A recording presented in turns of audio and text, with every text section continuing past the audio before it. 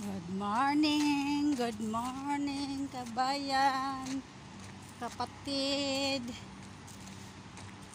Punta na naman tayo sa trabaho. Punta tayo sa waiting area, maghantay ng transport. Kumusta na kayo dyan? Mga kapatid, mga kaibigan, mga kabayan.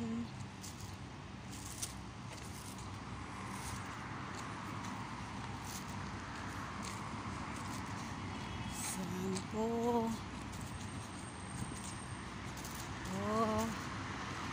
Itor tayo dito sa Kuwait para manood kayo ng mga building malalaki, matatangkad.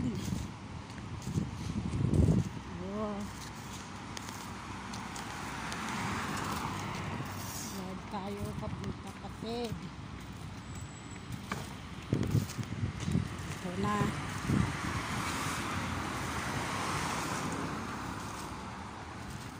Sana ko. Sus. Ito na makita yung pasukan ko. Ay. Ito. Pasok na naman ako doon sa palagi kong dinadaanan na silok ng bahay.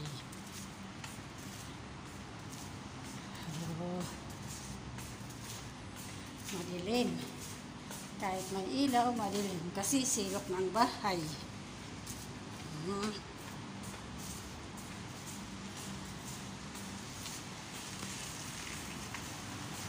Ay, buhay.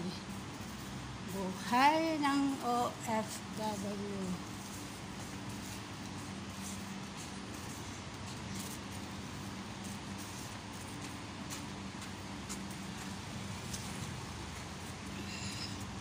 Kumusta na? Kumusta na? Nandun na yung mga kasama kong maglilinis sa hotel na naman.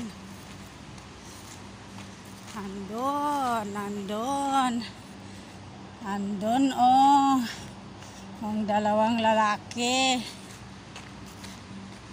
Hindi na ako mag-uniform. May uniform kami eh. Puti.